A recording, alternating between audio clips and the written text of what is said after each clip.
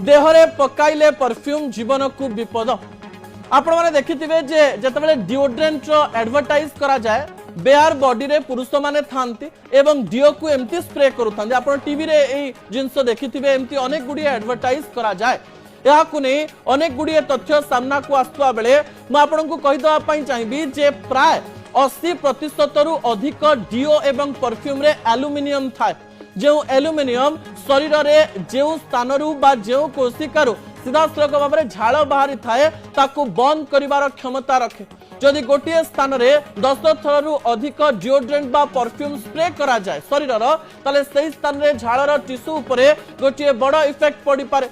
अन्य पटे आपण देखिथिबे जे आपण जदि काख पाखरे केबे परफ्यूम पकेइथिबे सामान्य बर्न इश्यू देखिबा पई टिके जळे एवं कष्ट हुए एवं यहा को नहीं मध्य बड़ कथा कह जायछि। शरीर जेतेबेले ठंडा थाए एवं प्रेशराइज्ड गैस रूप रे थिबा परफ्यूम को जेतेबेले सही स्थान रे पका जाए सही स्थान रे स्किन रे बड़ इंजुरी मध्य देखा दे पारे।